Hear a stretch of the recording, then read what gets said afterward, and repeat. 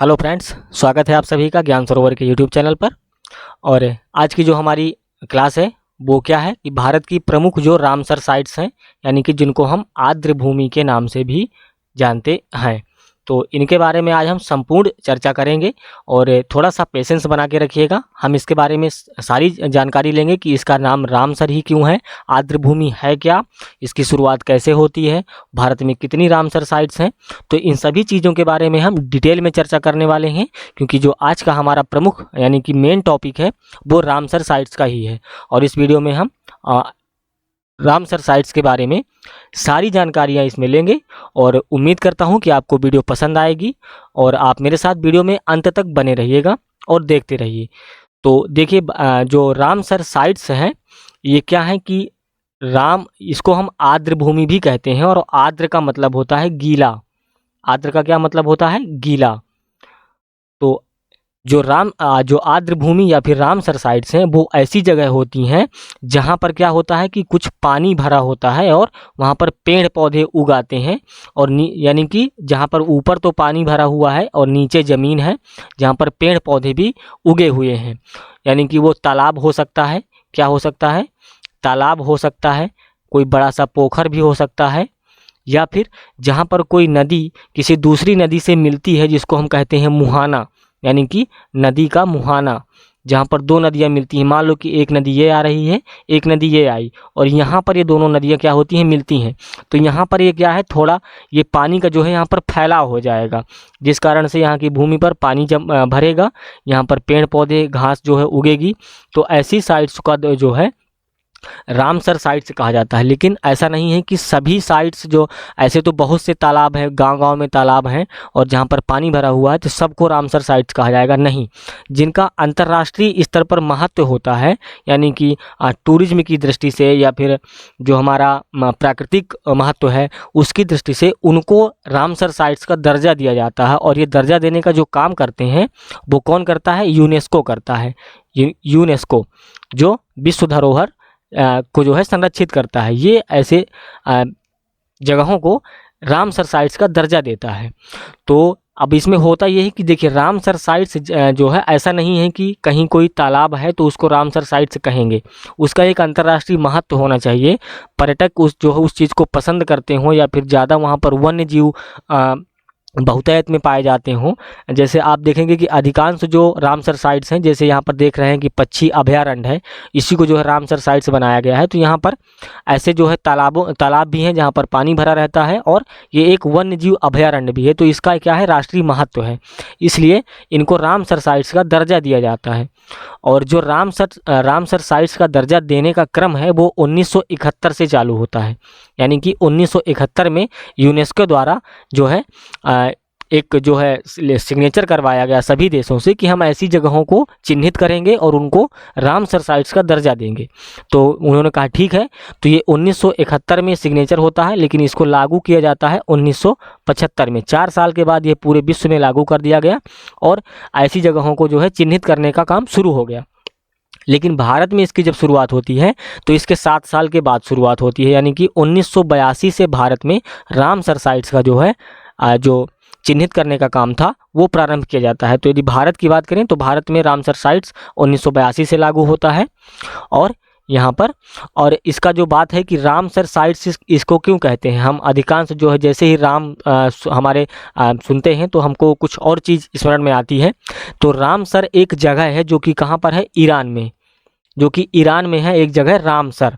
और यहीं इसी रामसर जगह में बैठकर ये सारी चीज़ें डिस्कस हुई थी 1971 में, यानी कि सिग्नेचर हुए थे।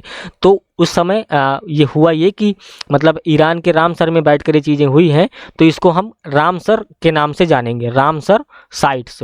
और साइट्स का मतलब होता है कि जगह, तो इसको इसलिए रामसर साइट्स जो है कहा जाता है। तो आई होप कि आपको चीज़ समझ में आई होगी। तो अब देखते हैं कि भारत में जो रामसर साइट्स हैं वो कहाँ कहाँ हैं और टोटल कितनी हैं। तो यदि आपको वीडियो पसंद आए तो वीडियो आप लाइक ज़रूर करिएगा और चैनल को सब्सक्राइब करिएगा। तो पहली जो रामसर साइट देखते हैं वो सालबुग आर्द्र भूमि। मैंने जैसा बताया कि रामसर को आर्द्र भूमि भी कहते हैं आर्द्र का मतलब होता है गीला और भूमि का मतलब जमीन, यानी कि गीली जमीन जो जहाँ पर नमी बनी रहती है। तो सालबुग आर्द्रभूमि संरक्षण रिजर्व ये कहाँ पर है? जम्मू कश्मीर में है, और इसको अभी हाल ही में सम्मिलित किया गया है।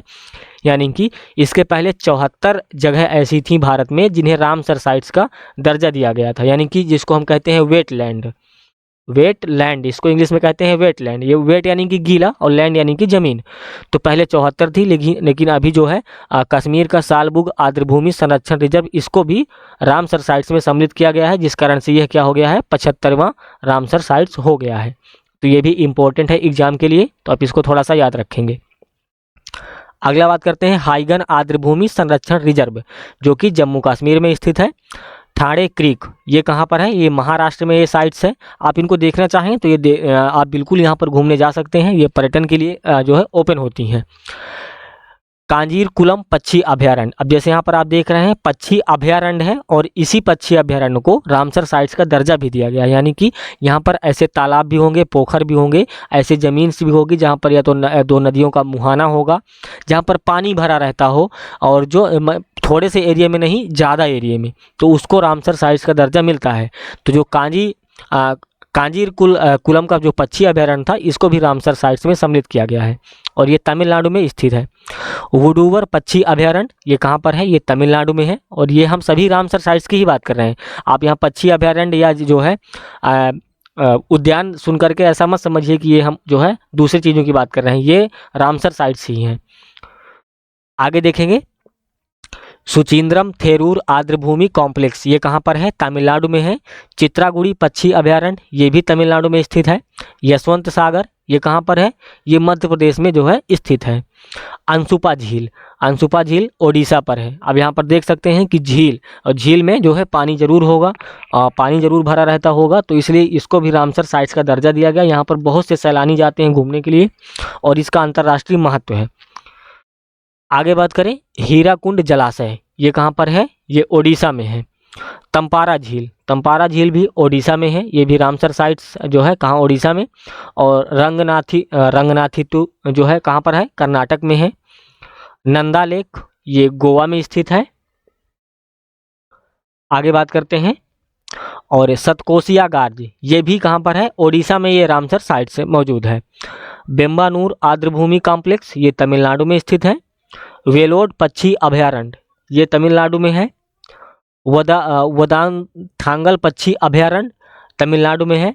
सॉरी, थोड़ा सा क्या है कि ये साउथ इंडियन वाले नाम हैं जिनको हम जो ज़्यादा यूज नहीं करते जनरली, जो हम उत्तर भारत के लोग, तो ऐसे में थोड़ा सा बोलने में प्रॉब्लम हो जाती है, लेकिन डोंट माइंड, आपको कोई दिक्कत नहीं होगी। और दोस्तों, यदि आप हमारी अन्य वीडियोस भी देखना चाहते हैं तो आप हमारे चैनल पे विजिट करके एक बार ज़रूर देखिएगा। वहाँ पर आपको सभी वीडियोज एकदम सिस्टमेटिक तरीके से प्लेलिस्ट के माध्यम से देखने को मिल जाएंगी।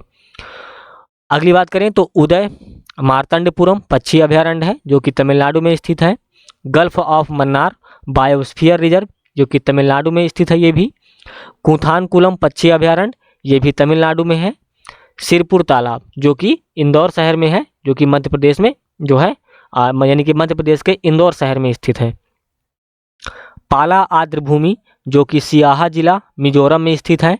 साक्ष्य सागर झील जो 53वीं जो है यानी कि 53 नंबर की जो रामसर साइट्स के रूप में चिन्हित किया गया था वो है, ये मध्य प्रदेश के शिवपुरी में स्थित है।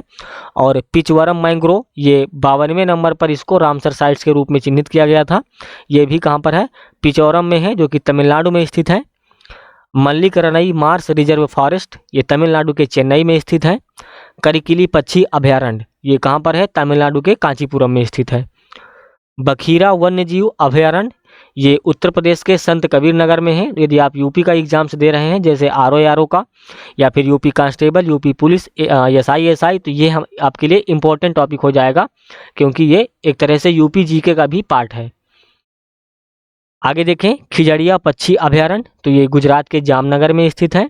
हैदरपुर आर्द्रभूमि ये भी उत्तर प्रदेश में है, इसको भी हम नोट करेंगे। आगे बात करें भिंडवास वन्यजीव अभयारण्य ये कहाँ पर है? हरियाणा के झज्जर में है। सुल्तानपुर राष्ट्रीय उद्यान ये हरियाणा के गुरुग्राम में है।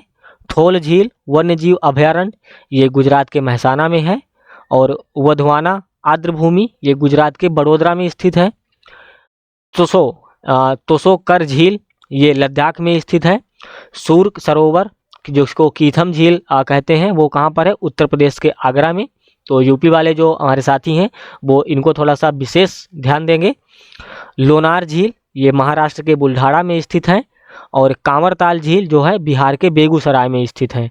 और इस तरह से यदि बात करें तो वर्तमान में जो भारत में रामसर साइट्स की संख्या है वो टोटल 75 है। और जैसा कि हमने बताया कि जो अभी 75 नंबर की जो रामसर साइट्स चिन्हित की गई है वो कश्मीर की है। और भारत के कुल यानी कि किस राज्य में सर्वाधिक रामसर साइट्स हैं, तो सबसे ज़्यादा तमिलनाडु में रामसर जो है साइट्स हैं। टोटल 14 साइट्स सिर्फ तमिलनाडु में है। और इसके बाद उत्तर प्रदेश में सबसे ज़्यादा है, शायद मुझे यहाँ पर क्लियर नहीं है, लेकिन शायद 10 या 11 साइट्स उत्तर प्रदेश में है। और तमिलनाडु में सबसे ज़्यादा यानी कि 14 साइट्स हैं। तो मित्रों ये रही हमारी रामसर साइट्स के ऊपर क्लास। आई होप कि आपको वीडियो पसंद आई होगी। यदि पसंद आए तो वीडियो लाइक करिए, चैनल को सब्सक्राइब करिए। और मिलते हैं हम अपनी नेक्स्ट वीडियो में अगले ही दिन। जैसा कि आपको जानकारी है कि हम इस चैनल पर डेली एक वीडियोस जो है अपलोड करते हैं। तो यदि आप भी हमारे साथ मिलकर पढ़ना चाहते हैं, अपने ज्ञान को और भी बढ़ाना चाहते हैं, तो आप बिल्कुल चैनल को सब्सक्राइब करिए। यदि आपके मन में कोई भी प्रश्न है किसी भी विषय को लेकर के, तो आप हमें कमेंट बॉक्स में मेंशन कर सकते हैं। संभव होगा तो बिल्कुल हम जो है उस टॉपिक पर आपके समक्ष उपस्थित होंगे। तो आप सभी का बहुत बहुत धन्यवाद और मिलते हैं हम अपनी नेक्स्ट वीडियो में। तब तक के लिए आप सभी को बाय बाय। स्वस्थ रहिए, मस्त रहिए, गुड बाय।